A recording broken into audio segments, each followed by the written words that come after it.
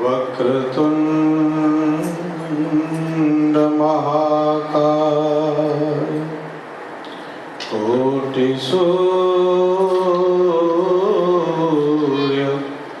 समप्रभः निर्विघ्नो कुरु मे देव सर्वकार्येषु सर्वदा। भक्त भक्ति भगवन्त गुरु चतुर नाम बपुए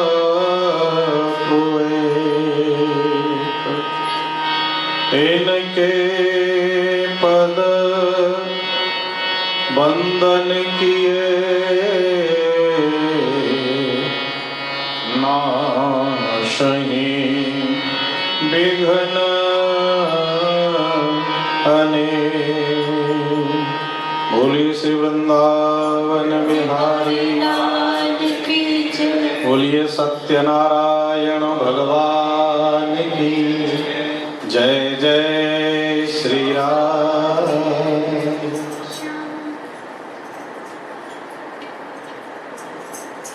जय जय राधे राधे गोविंद गोविंद राधे। जय राधे राधे गोविंद गोविंद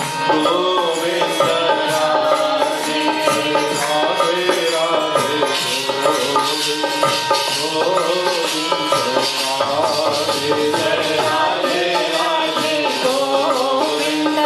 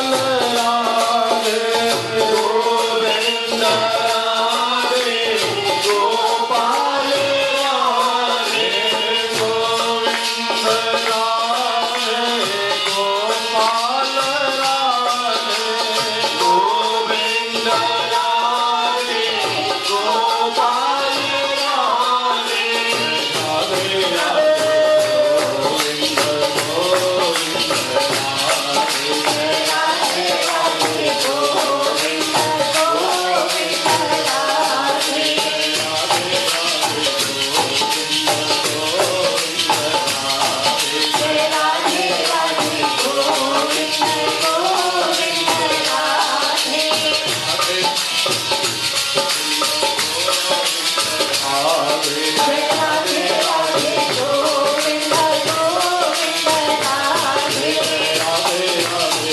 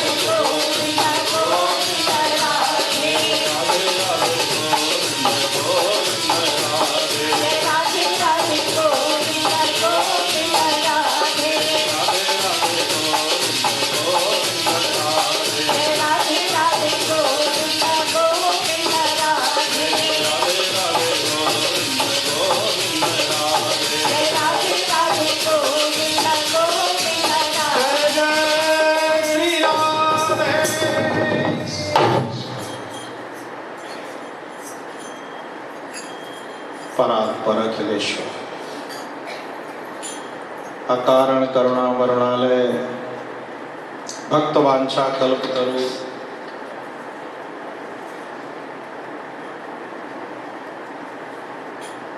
करुणा के सागर भगवान नारायण की असीम कृपा से हम आप सभी उन्हीं सत्यनारायण प्रभु का गुणानुवाद गाने और सुनने के लिए उपस्थित हुए हैं। आप सबका बहुत बहुत स्वागत है।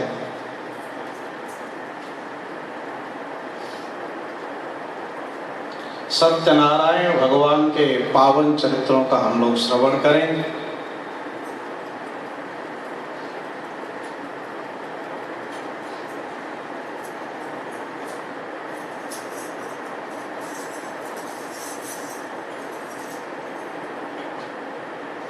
बड़ा ही अद्भुत और आनंद देने वाली, सत्य से जोड़ने वाली ये पावन कथा है भगवान सत्यनारायण की। ये नाम भी कितना अच्छा है, सत्य नारायण।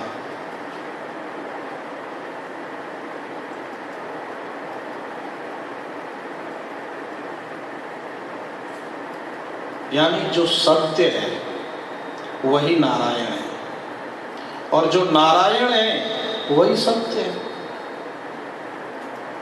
इसके अलावा जो कुछ है ना वो सब मिथ्या है।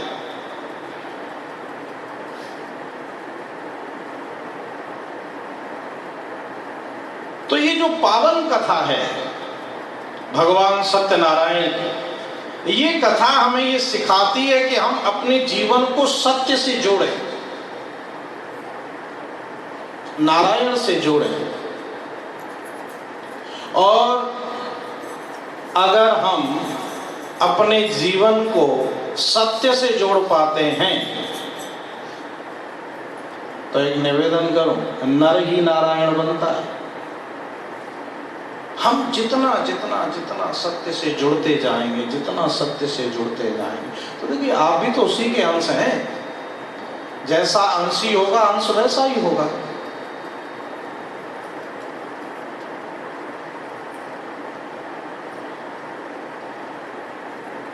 सागर की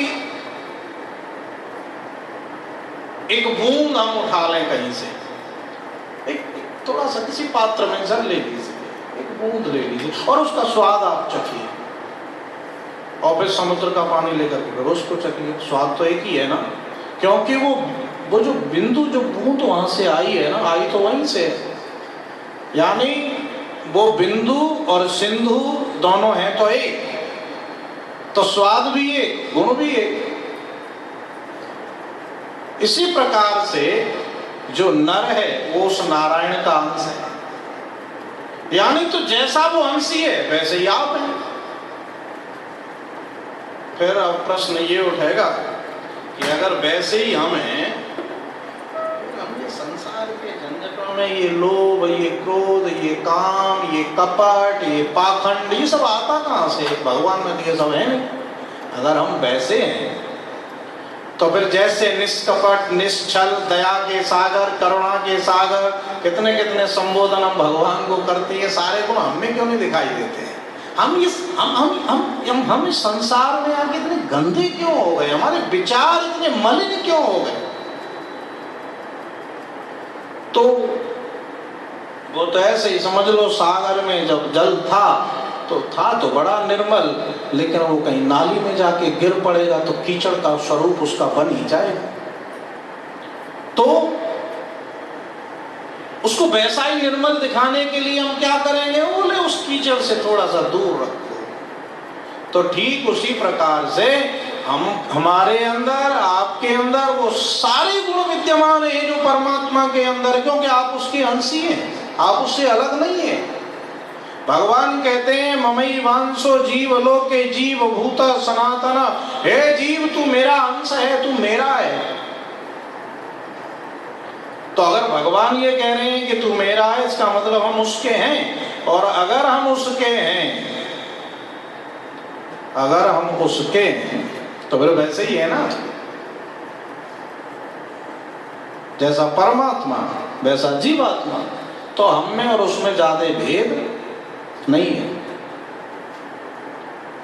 मुझ में तुझ में बस भेद यही, मैं नर हूं तुम नारायण हो, मैं हूं संसार के हाथों में और संसार तुम्हारे हाथों में, मैं हूं संसार के हाथों में, संसार तुम्हारे हाथों में, अब सौंप दिया इस जीवन का सब भार तुम्हारे हाथों में, अब सौंप दिया इस जीवन का सब भार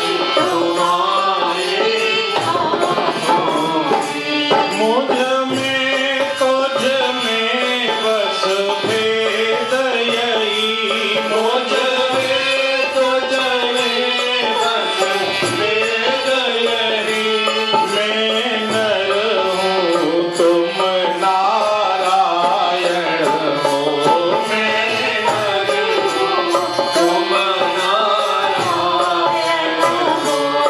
मैं हूँ संसार के हाथों में, संसार तुम्हारे हाथों में, मैं हूँ संसार के हाथों में, संसार तुम्हारे हाथों में, अब सौंप दिया इस जीवन का सब भार तुम्हारे हाथों में, अब सौंप दिया सब जीवन का सब भार तुम्हारे हाथों में, सीता राम राम राम, सीता राम राम राम, सीता राम राम राम, सीता राम राम राम, राजा राम राम राम, राजा राम राम राम, राजा राम राम राम, राजा राम राम राम, सीता राम राम राम, सीता राम राम राम, सीता राम राम राम, सीता राम राम राम, राजा राम राम राम, राजा राम राम राम, राजा राम राम राम, राजा राम राम राम, सीता राम राम राम, सीता राम राम राम, सीता राम राम राम, सीता राम राम राम, सीता राम राम राम, सीता राम राम राम, सीता राम राम राम, सीता राम। तो मुझ में तुझ में बस भेद यही, मैं नर हूँ तुम नारायण हो, मैं हूँ संसार के हाथों में और संसार तुम्हारे हाथों। संसार मुझे नचा रहा है प्रभु, आप संसार को नचा रहे हो, इतना अंतर, बहुत ज्यादा अंतर तो है नहीं। तो मतलब ये कि अगर हमारा जीवन सत्य से जुड़े, और एक निवेदन करें, आप जितने जितने सत्य से जुड़ते जाएंगे, जितना जितना जीवन में सत्य को स्वीकारते जाएंगे, उतना उतना आपका भय, आपका संशय, ये सब अपने आप मिटते जाएंगे और उतने उतने हम सुख की ओर बढ़ते जाएंगे। हम जगत में दुखी तभी तक हैं जब तक हम इस जगत में फंसे हुए हैं, झूठ कपट पाखंड में फंसे हुए, तब तक हम दुखी हैं। और जैसे जैसे हम सत्य से जुड़ते जाएं, सत्य की तरफ बढ़ते जाएं, तो सत्य माने नारायण, नारायण माने सुख, आनंद। जो आनंद सिंधु सुख राशि जो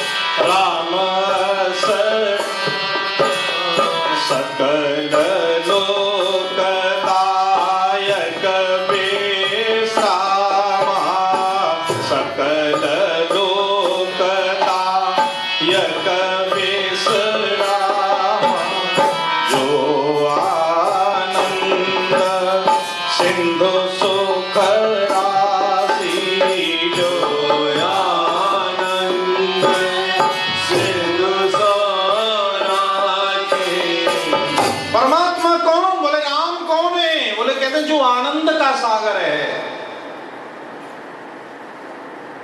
जो सुख का भंडार है, जो सकल लोकदायक विश्राम, जो सारे लोगों को विश्राम दे, आनंद दे, सुख की अनुभूति करा दे, वो राम है, वो नारायण है, वो परमात्मा है। यानी सुख आनंद, इसका मतलब भगवान, इसका मतलब नारायण, इसका मतलब सत्य। तो निवेदन ये कि हमारा जीवन जितना जितना सत्य की ओर बढ़ता जाएगा, उतने उतने हम सुख की ओर बढ़ रहे हैं, उतने उतने हम आनंद की ओर बढ़ते हैं। हम संपत्ति की ओर बढ़ रहे हैं, इसका मतलब ये मत समझ लेना सुख मिलेगा। अगर संपत्ति से सुख मिलता तो जितने भी ये संपत्ति वाले लोग हैं, धनवान है ना, वो सब सुखी होते। उसमें क्या है, पैसे खर्च हो, एक पैकेट खरीदो, हम सुखी हो। लेकिन आपने देखा है कि जितने धनवान हो सब सुखी हो? कोई हो भी सकता है, लेकिन मुझे लगता है जितना जितना धन उतना उतना, हाँ, पहले कमाने में बहुत दुख होता है, फिर उसको बचाने में और ज्यादा दुख होता है। अब टैक्स कैसे बचाया जाए, क्या करें, विशाल जी को ढूंढो, कुछ रास्ता बताएंगे। तो पहले कमाने में परेशानी, फिर बचाने में परेशानी, और खर्चने में तो और परेशानी, बड़ी मुश्किल से बनाया जा रहा है। तो देखिए, संपत्ति का मतलब सुख नहीं है। संपत्ति से सुविधा ले सकते हैं आप, बढ़िया मकान खरीद सकते हैं, बढ़िया घर बड़ा सा खरीद लो, लेकिन उसमें रह पाएंगे कोई जरूरी नहीं है। संपत्ति के द्वारा खाने के बहुत अच्छे पदार्थ ला सकते हो बाजार से, खा पाओगे, बढ़िया रसमलाई रखी है सामने, डायबिटीज, मन तो कर रहा है, मुंह में पानी तो आ रहा है, पर डाल नहीं सकते अंदर, तो क्या सुख मिला, उससे दुख मिल रहा है, देख देख के और कष्ट हो रहा है। मतलब संपत्ति का मतलब सुख नहीं, संपत्ति का मतलब सुविधा हो सकता है, और सुविधा में और सुख में अंतर है साहब। तो हम सत्य की ओर बढ़े। हाँ, संपत्ति आए तो उसका कोई विरोध नहीं है, आनी चाहिए, आए तो खूब स्वीकार करो, लेकिन सत्मार्ग से आए। हमारे 4 पदार्थ बताए, धर्म अर्थ काम मोक्ष, तो पहले नंबर पे धर्म है, उसके बाद अर्थ है। यानी संपत्ति आए पर धर्म की मर्यादा से आए तो वो संपत्ति सुख दे सकती है। तो हम सत्य की ओर बढ़ रहे हैं, माने परमात्मा की ओर बढ़ रहे हैं, माने आनंद की ओर बढ़ रहे हैं, माने सुख की ओर बढ़ रहे हैं। तो जो सत्यनारायण भगवान की कथा है, तो हम जीवन में सत्य को स्वीकारें, सुखी हो जाएं, आनंदित हो जाए जीवन। अच्छा उदाहरण के लिए और बताएं, हम जितने झूठ में फंसे होंगे उतने भय में फंसे होंगे। हम एक झूठ बोलते हैं ना, तो फिर हमें दूसरा मन में भय ये होता है कि ऐसा नहीं हमने बोल तो दिया, ये झूठ पता लग जाए इसको। झूठ बोलते ही भय पैदा हो जाता है। अच्छा कई लोगों का स्वभाव होता है बिना मतलब कि कहाँ से आ रहे हो, आ तो घर से टोरंटो गए थे ले। अच्छा यहाँ की तो कोई बात नहीं बताऊँ, मैं इंडिया की बताता हूँ। एक बार ना हमारा अपना एक कोई मित्र था,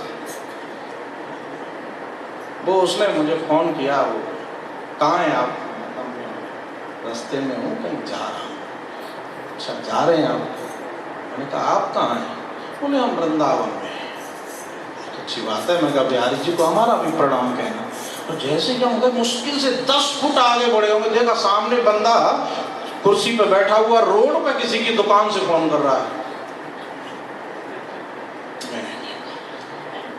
अब अच्छा इसका कोई उसका कुछ बना नहीं उससे। तो मैंने उस दिन उनको नहीं कहा कि बेचारे को थोड़ा लज्जित होना पड़ेगा। तो अब मैंने सिर्फ इतना ही कहा था, मैंने कहा ठीक है आप वृंदावन में हैं और बिहारी जी के दर्शन तो जाओगे ही, तो जरा हमारा भी परिणाम कह देना, हम तो नहीं पहुंच पा रहे हैं पहले।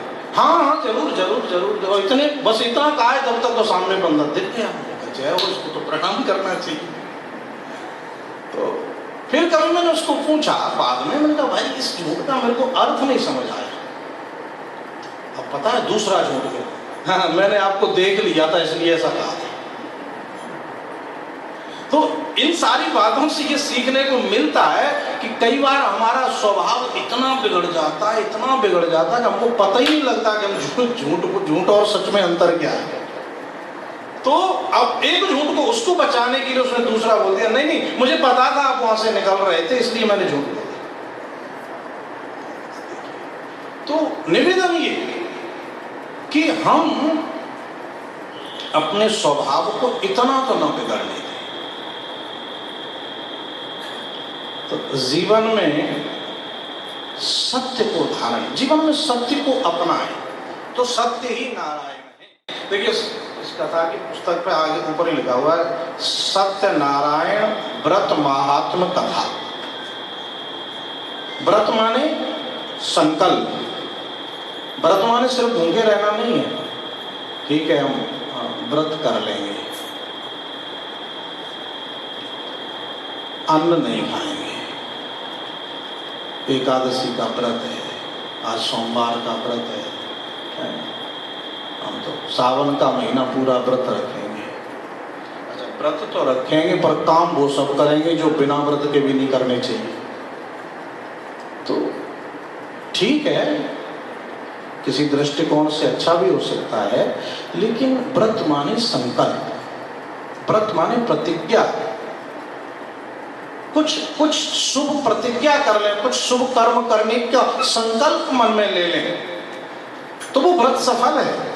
तो इस कथा का नाम है सत्यनारायण व्रत कथा। तो मतलब व्रत माने संकल्प, हम जीवन में संकल्प लें, काय का, सत्य का। जीवन में सत्य को स्वीकार करने का संकल्प लेंगे तो नारायण अपने आप मिल जाएंगे। तो समझो सत्यनारायण व्रत हो गया। अब आइए कथा में प्रवेश करें। मैंने आपको कई बार सुनाया है, हमारे भारत में ना उत्तर प्रदेश में स्थान है नैमिषारण्य, उसमें 88,000 ऋषि हमेशा कथाएं करते रहते हैं, सुनते रहते हैं जगत के कल्याण के लिए। आज भी आप जाएंगे ना, अगर आप जाएं तो देखिए अब आप सबको अयोध्या जाना चाहिए, राम मंदिर का निर्माण चल रहा है, और जब अयोध्या जी के लिए जाएंगे तो बस नैमिषारण्य बिल्कुल पास में ही है, बहुत ज़्यादा अंतर नहीं है। तो बस नैमिषारण्य का दर्शन करते हुए आज भी वहाँ पुराणों की कथाएं चलती ही रहती हैं हमेशा। तो कथा सुनिए आज। तो वहाँ पर ये कथा हो रही है, 88,000 ऋषि हैं, शौनक ऋषि है, उनके प्रधान ऋषि सूत नाम के ऋषि आए। तो सूत जी को प्रणाम करके ऋषियों ने प्रश्न किया, महाराज इस कलयुग में लोग नाना प्रकार के दुख उठा रहे हैं, तो कृपा करके कोई ऐसा उपाय बताएं कि लोगों का वो दुख दूर हो जाए, दुख से छुटकारा मिल जाए और सुखी हो जाए, संसार में सुखी रह के भगवान को प्राप्त कर लें। ऐसी कोई कथा सुना दो हमें, कोई उपाय बता दो हमें।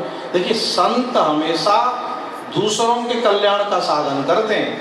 उन महात्माओं ने उनसे ये नहीं पूछा कि हमें कोई ऐसा उपाय बताओ, कोई ऐसी कथा सुनाओ जिससे हमारा स्वार्थ सिद्ध हो जाए, ऐसा नहीं।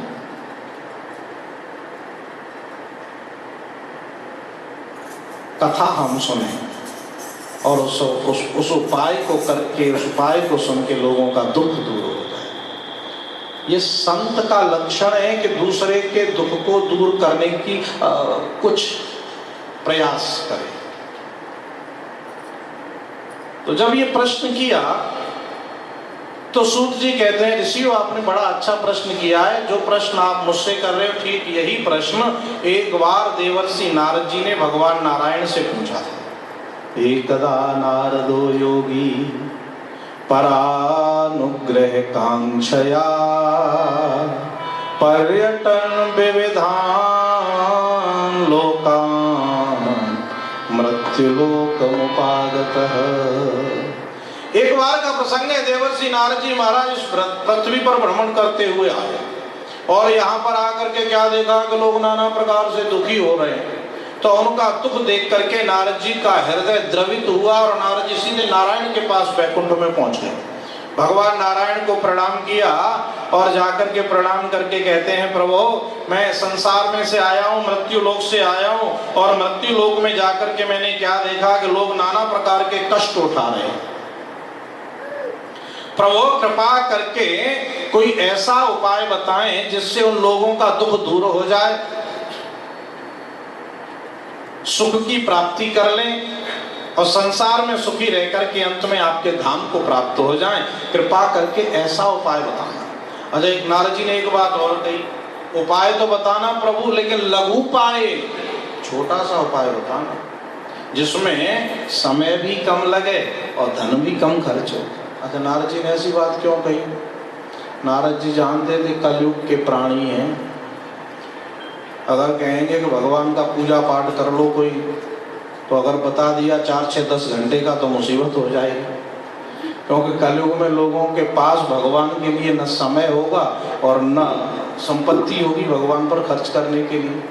तो नारद जी ने बड़ी चतुराई से हमारी परिस्थिति आज की देख करके बड़ी चतुराई से ये प्रश्न कर दिया, लघु उपाय, ऐसा उपाय बताना जिसमें समय भी कम लगे और खर्चा भी कम हो। तो नारद जी महाराज की जब ये बात सुनी, भगवान नारायण मुस्कुराते हुए कहते हैं, देवर्षि नारद आपने बड़ा अच्छा प्रश्न किया है, इससे जगत का कल्याण होगा। मैं आपको एक उत्तम व्रत बताता हूं, भगवान सत्यनारायण का व्रत, भगवान सत्यनारायण का पूजन, जिसको कर लेने से मनुष्य शीघ्र ही सारे दुखों से छुटकारा पाएगा और अंत में हमारे धाम को प्राप्त हो जाएगा। नारद जी कहते हैं, महाराज बताइए विधि क्या है उसकी, कैसे करना चाहिए वो व्रत, कब करना चाहिए वो व्रत? तो भगवान नारायण कहते हैं, यस्मिन कस्मिन समय, कोई मुहूर्त की आवश्यकता नहीं है कि कोई बहुत शुभ दिन आएगा तभी करेंगे, क्योंकि भगवान का नाम जब लो वही घड़ी सो गए। तदेव लगनम सुदिनम तदेव तारा बलम चंद्र बलम तदेव विद्याबलम दैव बलम तदेव लक्ष्मीपते तैंघ्रियुगम स्मरामि। कहते हैं लक्ष्मीपति नारायण का स्मरण जब कर लो वही घड़ी सो गए। बहुत लंबे चौड़े चक्कर में मत पड़ो, बोले जब समय लगे, यस्मिन कस्मिन समय, जब समय मिल जाए तभी भगवान का पूजन कर। क्योंकि पता क्या है, सांस का एक का भरोसा नहीं है, जो अंदर जा रही है लौटेगी, कोई ठीक है क्या इसका? और मुहूर्त निकला 2 महीने बाद का, तो फिर ऐसा नहीं हो कि मुहूर्त नहीं आया उससे पहले हमारा मुहूर्त आ गया। तो बड़ा सरल साधन बताया है। देखिए इसका मतलब ये नहीं कि मुहूर्त की कोई उसका कोई महत्व नहीं है। उसका महत्व है अपनी जगह पर, कोई सकाम कर्म हम करते हैं तो ठीक है, लेकिन भगवान की कथा सुनिए, भगवान का नाम लेना है, भगवान का नाम जपना है, भगवान की पूजा करनी है, तो बहुत लंबे चौड़े चक्कर में मत पड़ो, रोज करो, जब समय लगे तब करो,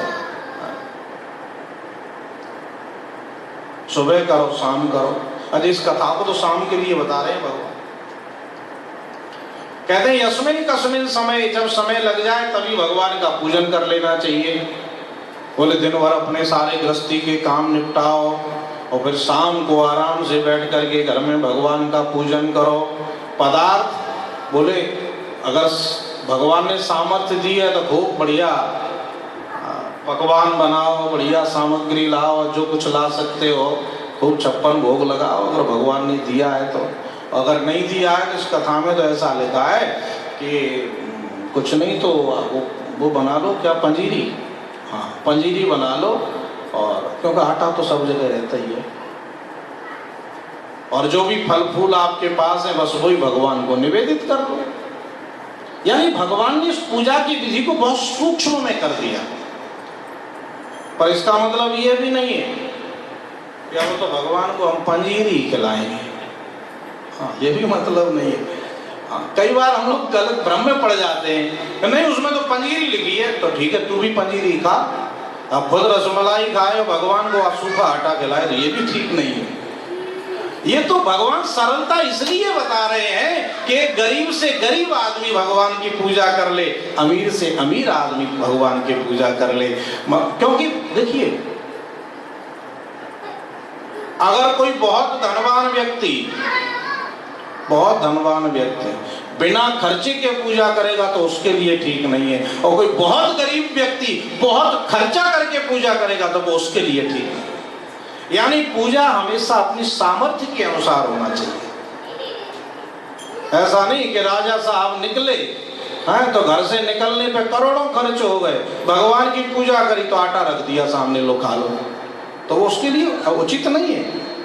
मतलब ये कि जो परमात्मा ने हमें सामर्थ्य दी है उसके अनुसार सामग्री लाएं और उसके अनुसार हम भगवान का पूजन करें, भगवान तभी हो सकता है।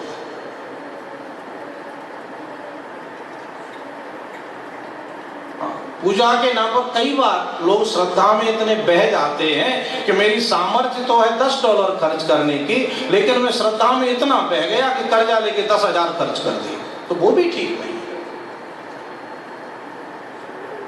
मेरी अगर 10 की सामर्थ्य है तो 10 ही करूं, 11 नहीं, और अगर 10,000 की सामर्थ्य है तो 9,000 नहीं, तो 10 कर।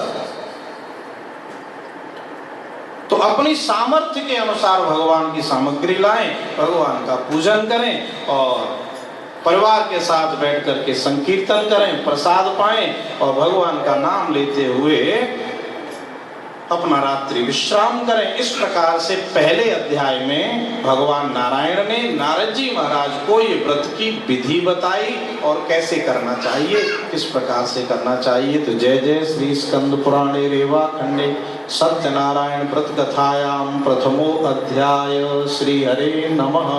बोलिए सत्यनारायण भगवान।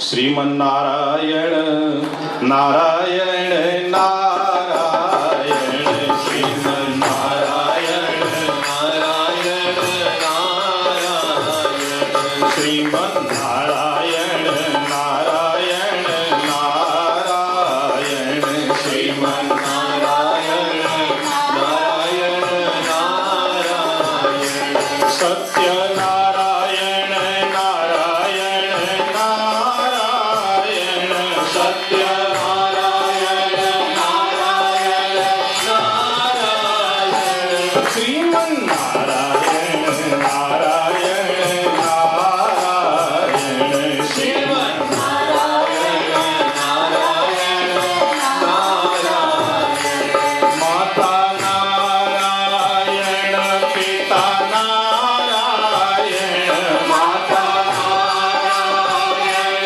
पिता नारायण, माता नारायण पिता नारायण,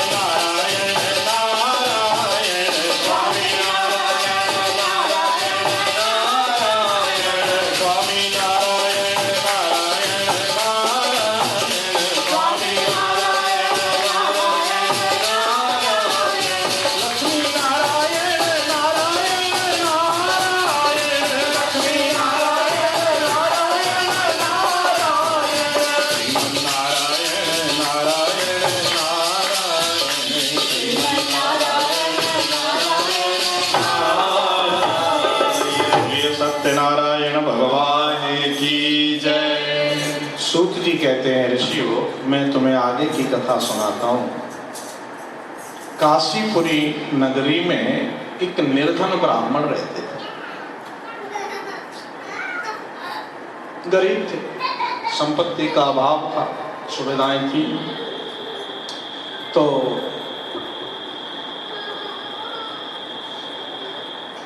भिक्षा के लिए पृथ्वी पर भटकते थे, लेकिन कई बार ये भी संभव नहीं हो पाता। तो एक दिन भगवान को इनके ऊपर दया आई और भगवान सत्यनारायण एक ब्राह्मण का वेश धारण करके रास्ते में इस ब्राह्मण को मिले। प्रणाम नमस्कार हुआ तो भगवान ने पूछा उस गरीब ब्राह्मण से, ब्राह्मण देवता आप रोजाना पृथ्वी पर घूमते हो, क्या मैं जान सकता हूँ इसका कारण क्या है? तो उस ब्राह्मण ने कहा, महाराज मैं बहुत गरीब हूँ, भिक्षा के लिए घूमता हूँ, लेकिन क्या करें, कई बार तो भिक्षा भी नहीं प्राप्त होती। अगर आप कोई उपाय जानते हो जिससे मेरा ये दुख दूर हो जाए तो कृपा करके बताएं। बस एक बात कहें, दरिद्रता भी बहुत बड़ा दुख है। तुलसी जी ने रामायण में लिखा है, नहीं दरिद्र सम दुख जग माही, संत मिलन सम सुख जग नाहि। तो मेरा ये दुख कैसे दूर हो? तो भगवान ने कहा कोई बात नहीं, घबराओ नहीं, एक व्रत है भगवान सत्यनारायण का, आप उस व्रत को कर लो और भगवान आपके सारे कष्ट दूर कर देंगे। तो व्रत की विधि उस गरीब ब्राह्मण को बताई, भगवान अंतर ध्यान हुए, उसके मन में शुभ संकल्प जागृत हुआ कि आज मुझे अगर दान में कुछ मिलेगा तो मैं उसको पहले भगवान की सेवा में लगाऊंगा। एक बात कहें, अगर मन में संकल्प शुभ हो तो सफलता मिलती है। ऐसा संकल्प लेके वो ब्राह्मण आज दान लेने के लिए गया तो उसे दक्षिणा में कुछ मिल गया। उससे पूजा सामग्री लेके घर आया, पत्नी के साथ बैठ के उसने पूजन किया, भगवान की कृपा हुई, धीरे धीरे धन धान्य की वृद्धि होने लगी। तब से वो ब्राह्मण हर महीने भगवान सत्यनारायण का व्रत और पूजन करने लगा।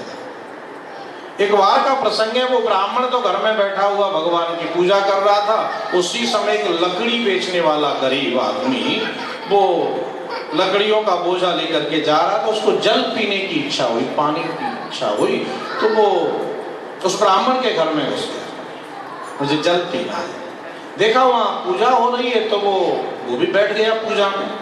पूजा पूरी हुई, आरती हुई, प्रसाद लिया, जल पिया। तो ब्राह्मण से पूछा, महाराज मैं काफी देर का आया हुआ हूँ, आप ये क्या कर रहे थे? उसने कहा, मैं भगवान सत्यनारायण का पूजन कर रहा था। देख भाई, मैं भी तेरी तरह से बहुत गरीब था, ये भगवान सत्यनारायण का पूजन मैंने जब से शुरू किया है, मेरे ऊपर भगवान की ऐसी कृपा हुई है कि देख धन धान से मैं पूरी तरह से संतुष्ट हूँ। मेरे विचार से ये पूजा तुझे भी करनी चाहिए। व्रत की विधि ब्राह्मण ने उस लकड़ी बेचने वाले को बता दी और वो लकड़ी बेचने वाला मन में संकल्प ले लेता है कि आज मुझे इस लकड़ी का जो भी मूल्य प्राप्त होगा मैं उससे भगवान का पूजन करूंगा। बाजार में गया, लकड़ी बेची, जो पैसा मिला उससे पूजा की सामग्री लाया और घर में आकर के भगवान का पूजन किया। भगवान उससे प्रसन्न हुए, उसका भी दुख दूर हो गया। तब से वो हर महीने भगवान सत्यनारायण का व्रत करने लगा और इह लोके सुखम भुक्त्वा चान्ते सत्यपुरम ययौ, इस प्रकार से इस लोक में सुखी रह करके वह भगवान के धाम को प्राप्त हो जाता है। जय जय श्री स्कंद पुराणे रेवाखंडे सत्यनारायण व्रत कथायाम द्वितीयो अध्याय। श्री हरे नमः। बोल सत्यनारायण भगवान। गोविंद मेरो है, गोपाल मेरो है, गोविंद मेरो है, गोपाल मेरो है, गोविंद मेरो है, गोपाल मेरो है, गोविंद मेरो है, गोपाल मेरो है, श्री माते बिहारी नंदलाल मेरो है, श्री माते बिहारी नंदलाल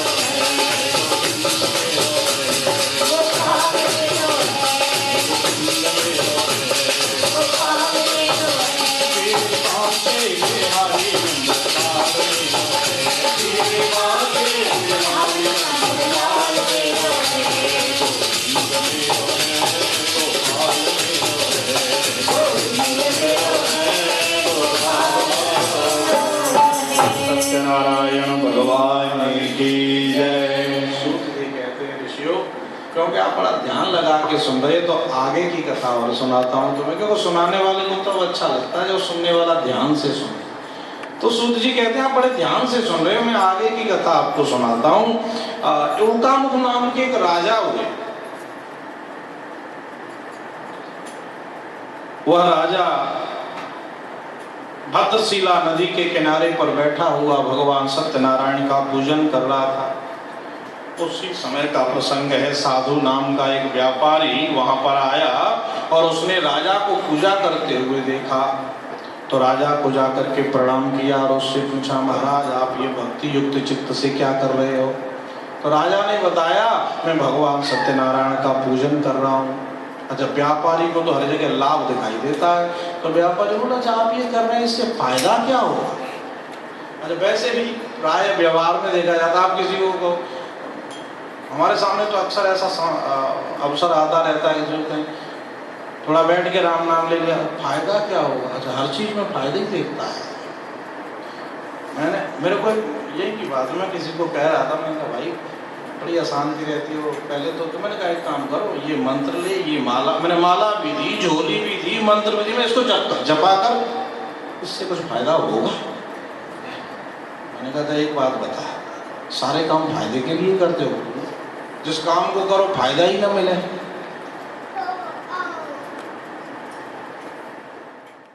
करते हो, मैंने कहा टीवी कितने देर देखते हो? बोले देख लेता हूँ, जब तक रात को टीवी ना देखो तो नींद ना आए। तो मैंने कहा उससे कितना फायदा हुआ आज तक? वो माँ से सिगरेट भी पीते थे, मैंने कहा सिगरेट पीते हो कितना फायदा हुआ? इतने साल से रोटी खाते चले आ रहे हो, कितना फायदा हुआ? जब किसी काम में फायदा नहीं देखना है, मैंने कहा पत्नी से रोज लड़ते हो, कितना फायदा हुआ? किसी काम में फायदा नहीं, भगवान के नाम में फायदा देखना है तेरे को। अरे नहीं भी मिलेगा, पहले तो ऐसा हो नहीं सकता कि भगवान का नाम लो और कुछ मिले नहीं फायदा। अगर नहीं भी मिलेगा तो तेरा जा क्या रहा है? इतना काम बिना फायदे के लिए करता है तो एक और सही। तो व्यापारी कहता है, महाराज फायदा क्या है? कुछ लाभ होगा, क्यों कर रहे हैं आप ये व्रत? तो राजा बोला, मेरे कोई संतान नहीं है, मैं संतान की कामना से व्रत कर रहा हूं। व्यापारी बोला, ऐसा होगा? जरूर होगा। विश्वासम फलदायकम, अगर आपको विश्वास है तो जरूर फल मिलेगा। निवेदन करें, कोई भी कार्य आप करो विश्वास के साथ करना चाहिए। अगर अविश्वास के साथ किया गया काम है तो सफलता नहीं मिलती। तो साधु व्यापारी के मन में आया, संतान तो हमारे भी नहीं है, तो महाराज व्रत की विधि हमें भी बता दो, हम भी कर लेंगे, फायदा तो मिल रहा है ना। तो व्रत की विधि जान करके साधु व्यापारी घर आया, पत्नी को बताया। उसकी पत्नी का नाम है लीलावती। देखो हम अभी एक व्रत जान करके आए हैं राजा से कि इस व्रत को कर लो, तो भगवान की पूजा तो आप जिस कामना को लेकर के करेंगे भगवान उस कामना को पूर्ण करते हैं।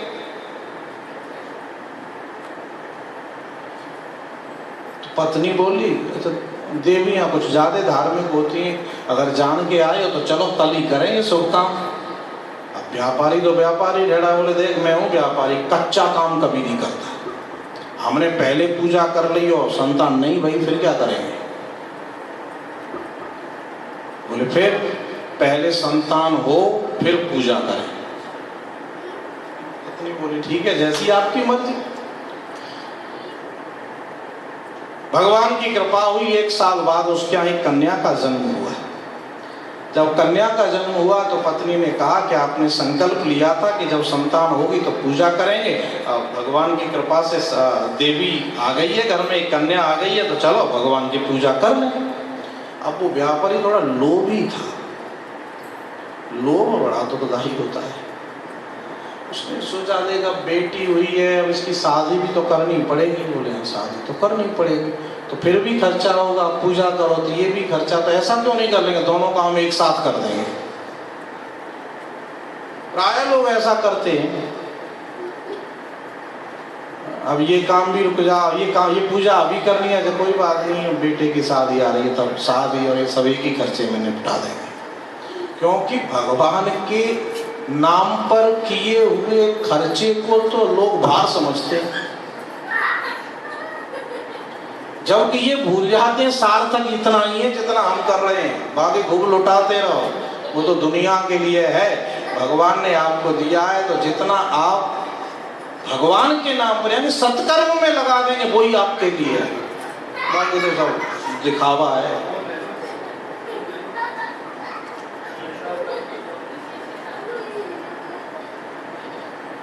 बोलो सत्यनारायण भगवान की। तो साधु व्यापारी ने टाल दिया, शुभ काम को टालना नहीं चाहिए। कह दिया जब कन्या की शादी करेंगे तभी पूजा करेंगे। समय बीता, समय बीतते पता लगता है क्या? समय बीतता गया, कन्या बड़ी हो गई और कन्या की शादी भी कर दी पर पूजा नहीं की। और इतना कुशल व्यापारी कि दामाद को साथ में लिया और व्यापार करने के लिए चला गया, भगवान की पूजा नहीं करी। और रत्नसारपुर नाम के नगर में जाके भगवान का वो अपना व्यापार चलाने लगा। एक बार का प्रसंग है, राजा के खजाने में चोरी हो गई।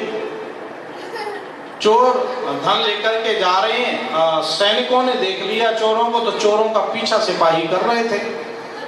अब चोरों ने देखा कि पुलिस पीछा कर रही है, तो जो चोरी का धन था वो इन व्यापारियों की दुकान में फेंक दिया।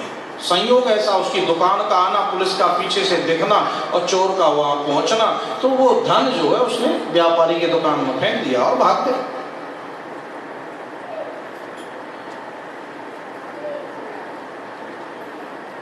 अब पुलिस आई तो माल इनके पास चोरी का।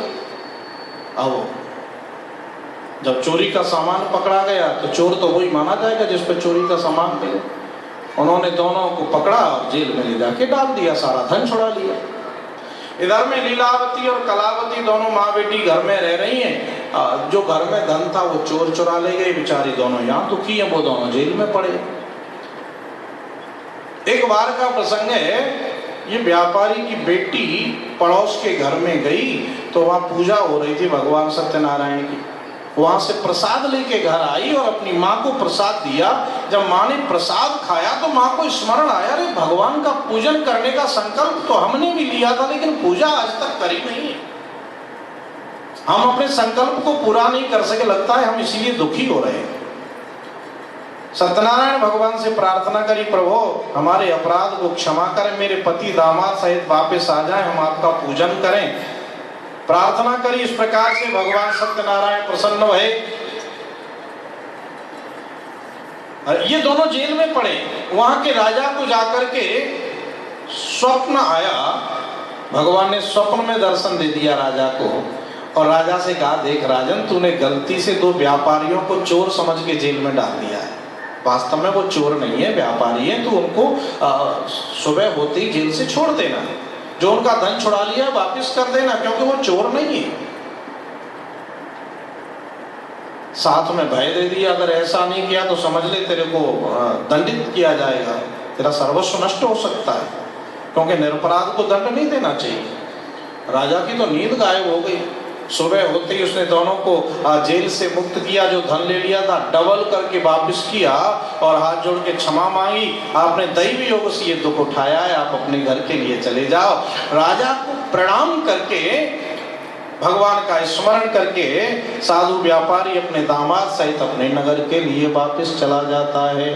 जय जय श्री स्कंद पुराणे रेवा खंडे सत्यनारायण व्रत कथायाम तृतीयो अध्याय। श्री हरे नमः। बोले सत्यनारायण भगवान की जय।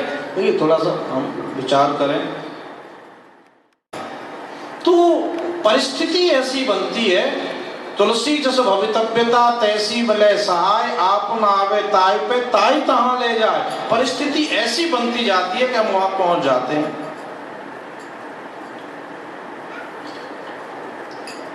हमारा प्रारब्ध वहां तक लेकर के जाता है, क्योंकि भगवान वास्तव में कभी किसी को दुख नहीं देते हैं।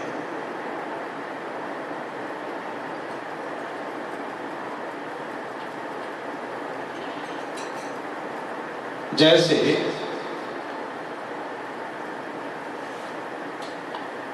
कई बार ऐसा होता है कि किसी व्यक्ति ने हमको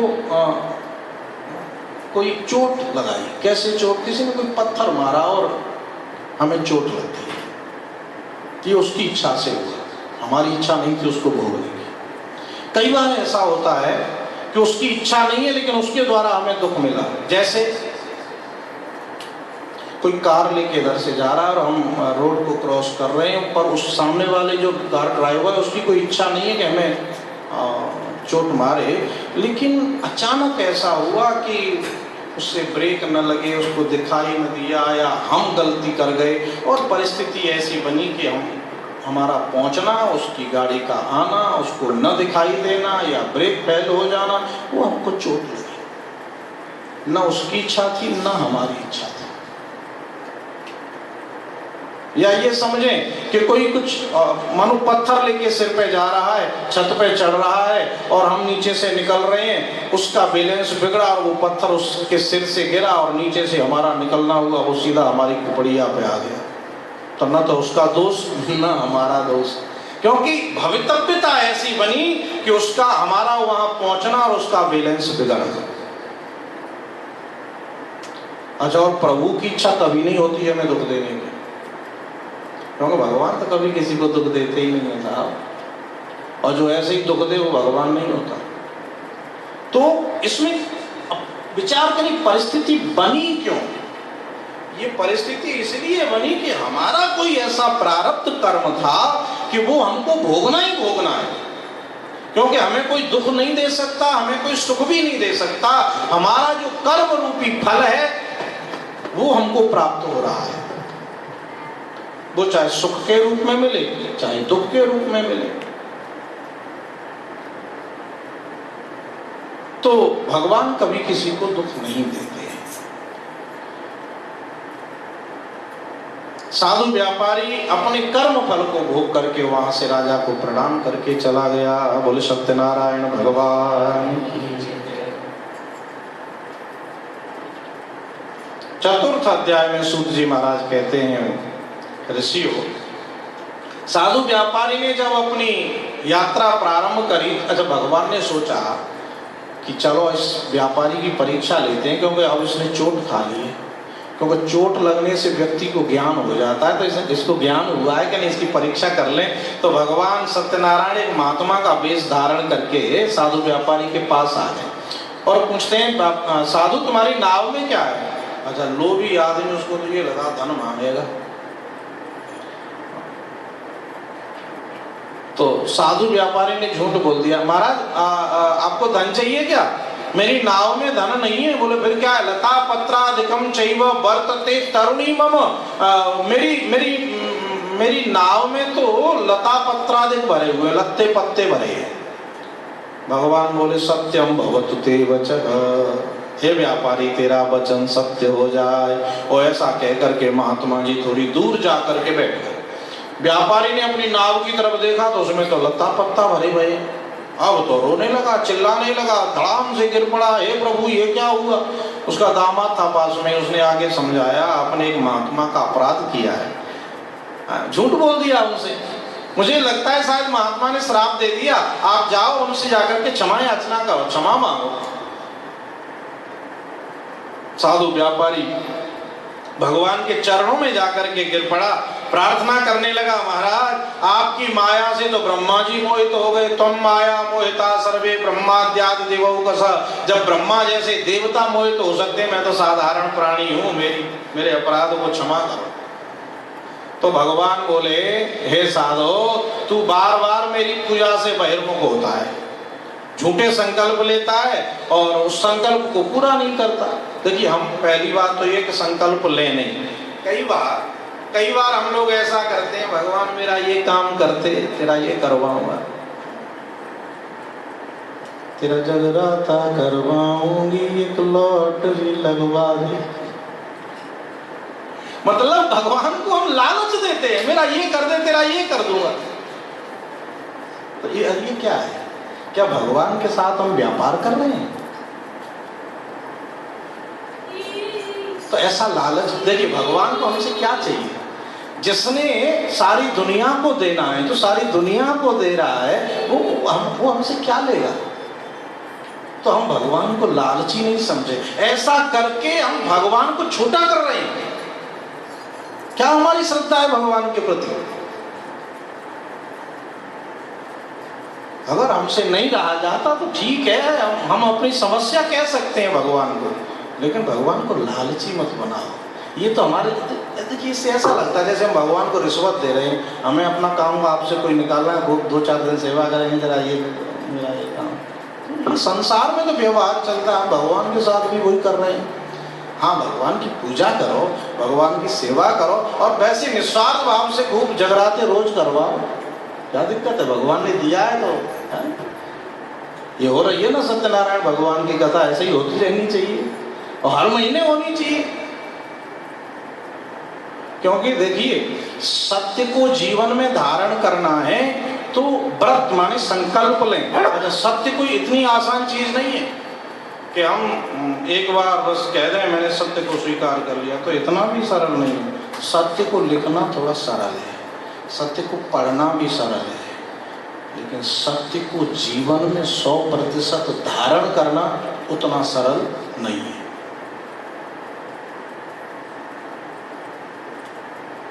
हम भी यहाँ बैठ के खूब आपको प्रवचन दे दें, लेकिन हम भी अगर दावा करें कि हम 100% सत्य पर चल रहे हैं, तो ये भी 100% सत्य नहीं है।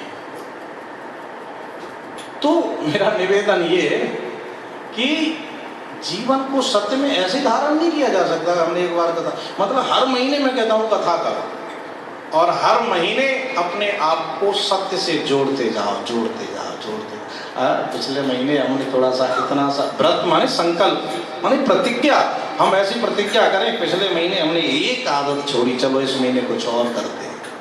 तो अगर हम ऐसे करते जाएंगे करते जाएंगे करते जाएंगे तो धीरे धीरे सत्य से हम जुड़ जाएंगे। इसलिए हर महीने भगवान सत्यनारायण की कथा होनी चाहिए। और मैंने तो सुना है हमारे ईश्वरलाल जी बहुत अच्छा सत्यनारायण भगवान का ग्रुप चला रहे हैं, तो और कथा करते रहते हैं वो, तो अच्छी बात है। ये कथा अनवरत अधिक नहीं तो कम से कम महीने में एक बार तो होनी ही चाहिए, है ना? बात ठीक है कि नहीं? हाँ, तो अगर एक भी होती रहेगी ना तो हर महीने कम से कम हमें स्मरण रहेगा हम कहाँ जा रहे हैं, सत्यनारायण की कथा में जा रहे हैं, सत्यनारायण की कथा में जा रहे हैं, तो कम से कम 10 बार कहेंगे सत्यनारायण, सत्यनारायण की कथा हो रही है, मंदिर में आ जाना मिले। अरे कम से कम सत्य को बोलेंगे तो सही, और फिर आएंगे तो सत्यनारायण भगवान की कथा हो रही होगी, और कथा में पता नहीं कौन सी बात हमारी अंतरात्मा को झकझोर दे और हमें लगे कि कम से कम इतना तो हम सत्य से जुड़े ही जाएं। इसलिए हर महीने होना चाहिए, प्रयास करना। 12 ही तो महीने हैं साल में, हैं? इतने लोग बैठे हैं, एक महीने के लिए एक कहेगा लो साल तो आज ही बुक हो गई, इसमें कौन सी बड़ी बात है? ठीक है कि नहीं? तो मैं तो कहता हूँ आज ही संकल्प लेके जाना, अगले महीने भगवान ये सौभाग्य हमें दे कि सत्यनारायण भगवान की कथा हम करें। तो प्रयास कीजिएगा।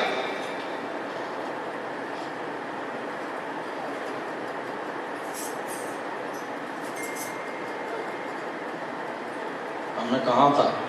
हाँ, दंडी स्वामी जी के पास। तो भगवान को हम लालच नहीं दें, भगवान लालची नहीं है। तो भगवान कह रहे हैं साधु व्यापारी तो झूठी प्रतिज्ञा क्यों करता है? ऐसे व्यर्थ के संकल्प नहीं करने चाहिए। तू अपने किए हुए इस कर्म के द्वारा ही दुख को भोग रहा है, क्योंकि तूने झूठा संकल्प लिया। अच्छा, जब काम अटकता है तो भगवान को हम कहते हैं भगवान ये भी कर देंगे वो भी कर देंगे, क्यों? क्योंकि काम अटक, और जैसे ही काम निकलता है, काम पड़े कछु और है, काम सरे कछु और, तुलसी भांबर के फिरे नदी सिरावत मोहर। तुलसीदास कहते हैं, मोहर तो आप जानते होंगे ना, जब दूल्हा राजा लगा के जाते हैं, जिन्होंने लगाया उनको तो याद होगा, पगड़ी बांधते हैं कुछ लोग उस टाइम, कुछ हमारे यहाँ मोहर बोलते हैं उसको। तो मोहर लगा करके फिर जाते हैं बैठ के घोड़े पे, बड़ा खुश होता है उस दिन। किसी ने पूछा, बोले इतना खुश क्यों हो रहा है? बेचारे को पता नहीं होता, बोले आज का ही दिन है, खुश हो, बोले कल से देखते हैं। तो उस समय जब तक वो मोहर सिर पे है ना, उसको कोई किसी को हाथ नहीं शगुन का है तो हाथ मत लगाना।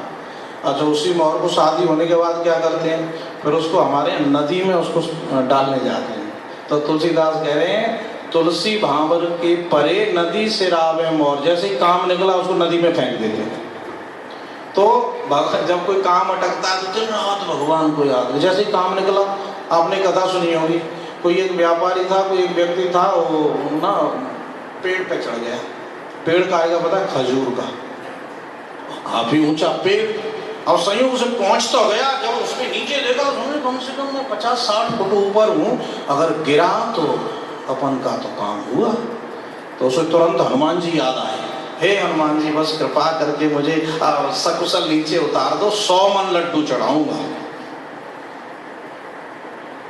थोड़ी सी हनुमान जी का नाम लिया तो बलवान है हनुमान जी महाराज, तो थोड़ा सा बल तो वैसे ही आ गया होगा नाम लेते ही, तो 10-20 फुट नीचे आया।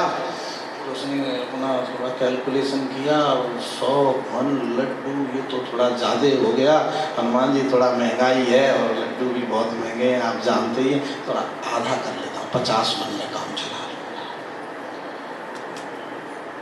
थोड़ा 10 फुट और नीचे आया, उसने सोचा ये भी ज़्यादा है, तो 50 किलो से भी तो काम चल ही सकता है, ठीक है 10 फुट और नीचे आ गया होगा, ये भी ज़्यादा है, 10 किलो में नहीं काम चलेगा। थोड़ा और नीचे आया, वो 5 किलो ठीक है, और नीचे आया 1 किलो में प्रभु, और जैसे ही नीचे आया पसीना मेरा निकल गया, हनुमान जी ने क्या किया है। तो आदमी का स्वभाव ऐसा है कि जब अटकता है तो भगवान याद आते, काम निकल गए तो भगवान को भूल गया, संकल्प को भी भूल गया कि मैंने किया क्या, कहा क्या है, संकल्प क्या लिया। तो ऐसे संकल्प ना करें, नहीं तो दुख उठाना पड़ता है। भगवान कह रहे हैं साधु व्यापारी तो ये झूठे संकल्प लेकर के दुख उठा रहा है, ऐसे संकल्प ना करो। तेरी नाव पहले की तरह धन धान्य से परिपूर्ण हो जाए। साधु व्यापारी आया नाव के पास, नाव धन धान्य से परिपूर्ण हो गई। भगवान सत्यनारायण अंतर्ध्यान भये, अपने दामाद सहित अपने नगर में आया। फोन की व्यवस्था थी नहीं, तो कोई खबर भेजी किसी के द्वारा कि जाकर के खबर कर दो कि हम आ गए हैं। लीलावती उस समय अपनी बेटी के साथ बैठ करके भगवान की पूजा कर रही थी। उसी समय यह समाचार मिला कि भगवान साधु व्यापारी अपने दामाद सहित वापस आ गए नगर के निकट। तो लीलावती ने अपनी पुत्री से कहा, बेटी मैं जाती हूँ पति के दर्शनों के लिए, तू भी पूजा पूरी करके आ जा। तो लीलावती गई, पति से मिली। अब कलावती ने जब सुना कि पति आ गए हैं तो पूजा में से ध्यान हट गया और जल्दबाजी में वो पति से मिलने के लिए चली गई है। तो जल्दबाजी में कुछ न कुछ हम भूल जाते हैं, तो प्रसाद लेना भूल गई। भगवान ने सोचा कि इस कलावती के माध्यम से सारी दुनिया को बता देना चाहिए कि प्रसाद नहीं छोड़ना चाहिए, प्रसाद का अपमान नहीं करना चाहिए। अब प्रसाद हम यहाँ से ले लें तो जूते पहनते हुए प्रसाद को वहाँ नहीं रख जाना चाहिए। प्रसाद हम लेकर के जाएं तो बाथरूम में कभी नहीं लेके जाना चाहिए। कई बार ऐसा हमको देखने को मिलता है। तो प्रसाद लें, व्यवस्थित रख लें। आपका जैसे जैसे मनीराम को सुरक्षित रखते हैं ना, उससे ज़्यादा सुरक्षित भगवान का प्रसाद रख लेना चाहिए। प्रसाद का मतलब केला नहीं, प्रसाद का मतलब सेब नहीं, प्रसाद का मतलब मिठाई नहीं, प्रसाद का मतलब भगवान की कृपा। और उस कृपा को जूते पहनते हुए वहाँ मत छोड़ के जाओ, थोड़ा सा ध्यान रखना चाहिए। तो कलावती प्रसाद छोड़ करके चली गई पति से मिलने के लिए। भगवान ने सोचा कि इसके माध्यम से दुनिया को बता दो, पर प्रसाद का श्रद्धा पूर्वक हम प्रसाद को लें और उसका सेवन करें, नहीं तो परिणाम ठीक नहीं होता। तो पति अदृश्य हो गया, पति नहीं मिला तो कलावती परेशान हो गई। तो साधु व्यापारी भी चिंतित हो गया, मेरा दामाद अभी तो यही था, अचानक कैसे गायब हुआ। भगवान सत्यनारायण की कहीं माया तो नहीं है। तुरंत आकाशवाणी हुई, साधु व्यापारी तेरी कन्या मेरा प्रसाद छोड़ के आई है, इसलिए इसका पति दिखाई नहीं दे रहा, लौट के जाए, प्रसाद लेके आए तो इसका पति मिल जाएगा। लौट करके गई कलावती, प्रसाद लेके आई। पति तो वहाँ था ही, कहीं गया थोड़े ही था। पति मिला, प्रसन्न भई, घर आए, परिवार सहित आनंद पूर्वक साधु व्यापारी रहने लगा। तब से हर महीने भगवान सत्यनारायण का व्रत और पूजन करता है। यह लोके सुखम भुक्त्वा चान्ते सत्यपुरम ययौ। इस प्रकार से श्लोक में सुखी रह के अंत में भगवान सत्यनारायण के धाम को प्राप्त हो जाता है। बोले सत्यनारायण भगवान। अंत में पंचम अध्याय की कथा आती है। सूत जी कहते हैं, ऋषियों, तुंगध्वज नाम के एक राजा हुए, उन्होंने भी भगवान का प्रसाद त्यागा तो बड़ा दुख उठाया। एक बार का प्रसंग है, राजा वन में से लौट के आ रहे थे, ग्वालवाल भगवान का पूजन कर रहे थे।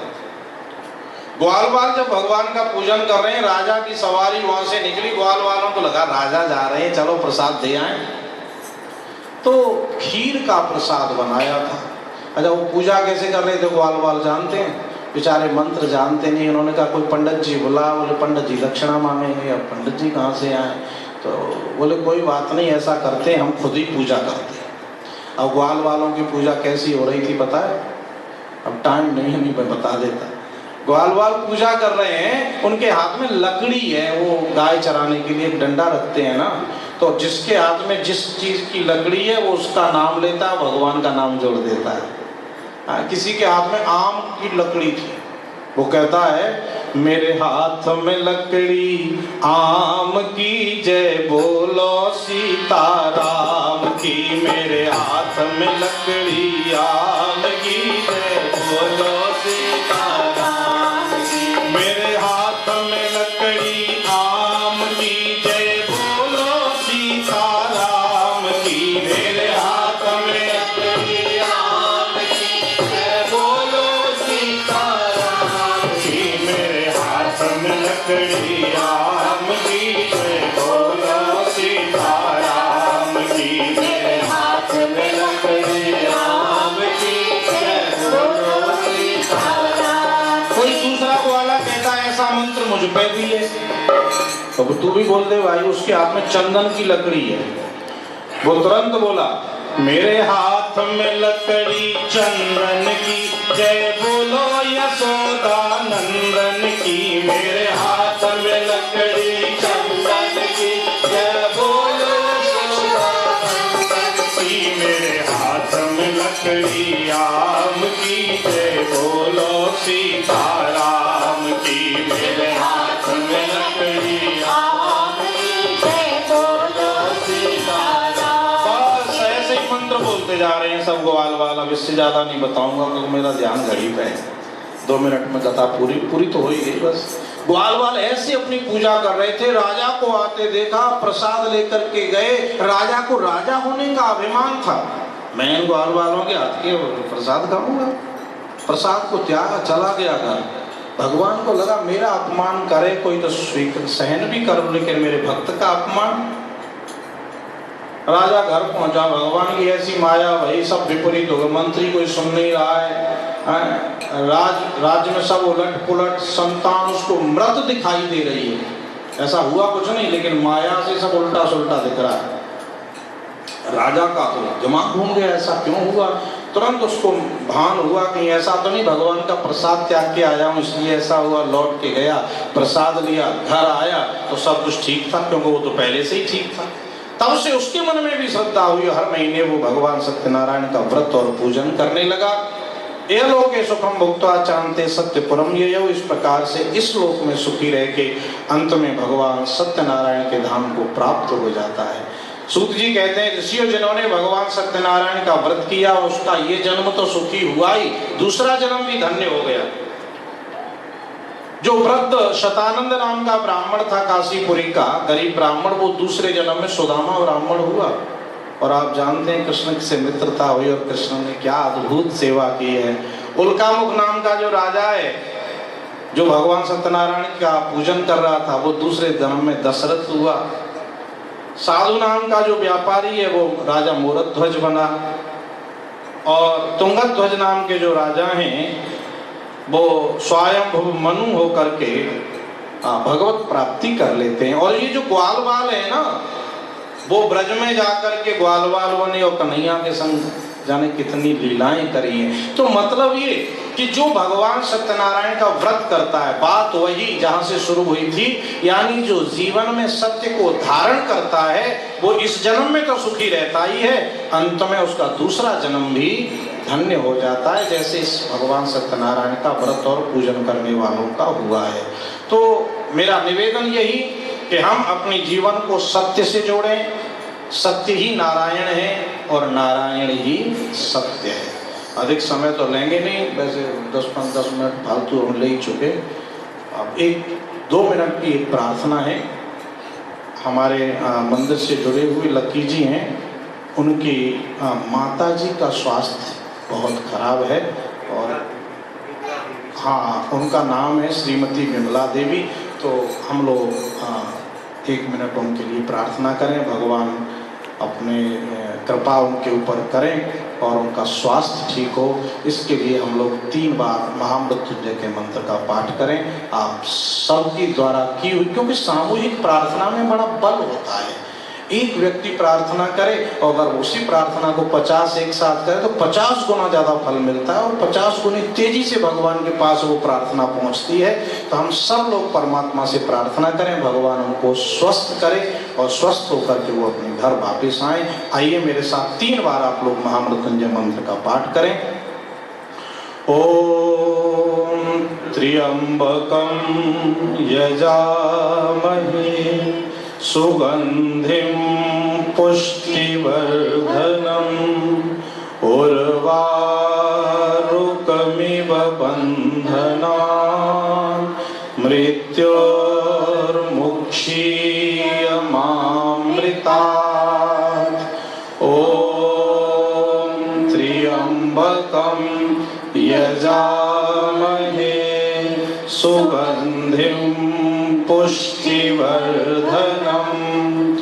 उर्वारुकमिव बन्धनान् मृत्योर्मुक्षीयमामृतात्। ॐ त्र्यंबकं यजामहे सुगंधिं पुष्टिवर्धनम् उर्वारुकमिव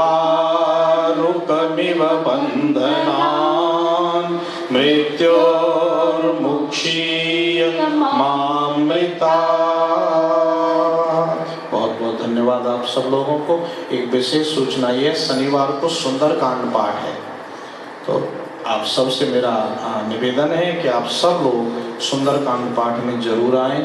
आप जानते हैं हनुमान जी महाराज सारे संकटों को दूर करते हैं और राम जी से मिला देते हैं, तो संकट भी जाएंगे और रोग भी दूर होंगे और भगवान की भक्ति भी प्राप्त होगी। तो आप शनिवार को आएं और 3:45 बजे आ जाएं, क्योंकि ठीक 4 बजे पाठ शुरू हो जाएगा, तो जीवन सुंदर हो जाएगा सुंदरकांड से। तो आप लोग अवश्य पधारें। अभी भोग लगाते हैं और आरती होगी, 2 मिनट आप लोग संकीर्तन बोल लीजिए तब तक। विनती सुनो मेरी कृष्ण मुरारी, आया हूँ मैं शरण तिहारी। विनती सुनो मेरी कृष्ण मुरारी, आया हूँ मैं शरण तिहारी। विनती सुनो मेरी कृष्ण मुरारी, आया हूँ मैं शरण तिहारी। विनती सुनो मेरी कृष्ण मुरारी, आया हूँ मैं शरण तिहारी। विनती सुनो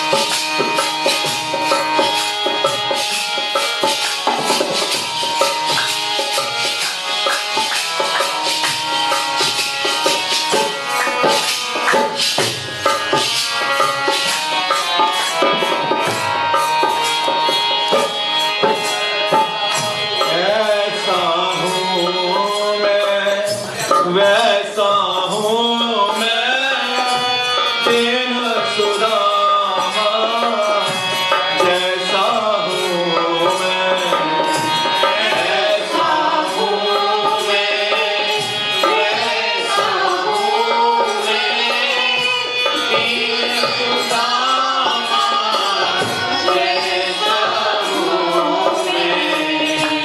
मेरे वितंगुर तुम स्वीकारो, मेरे वितंगुर तुम स्वीकारो,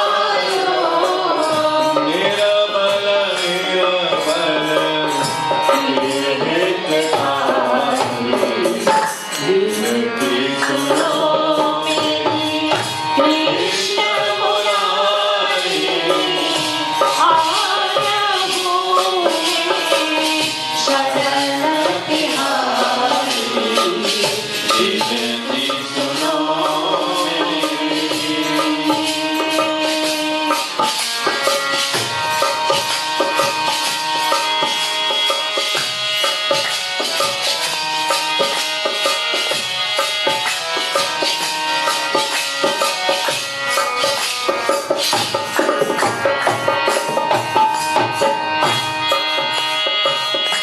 मैं जानत हूँ तुम हो मेरे, तुमको सिमरूं साँझ सवेरे।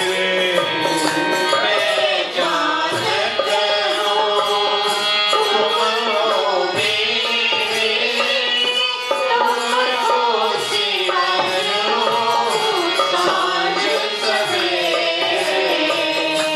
ये कहते हैं आंसू मेरे, ये कहते हैं आंसू मेरे, संकट हर लो संकट हारी, विनती सुनो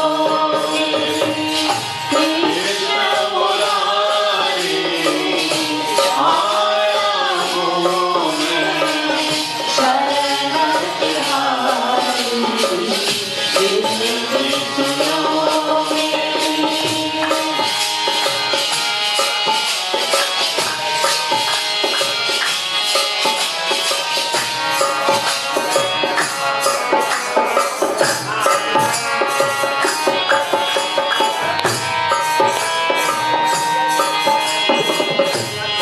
सूरदास का मन हर लेना, मेरा भाई को दर्शन देना।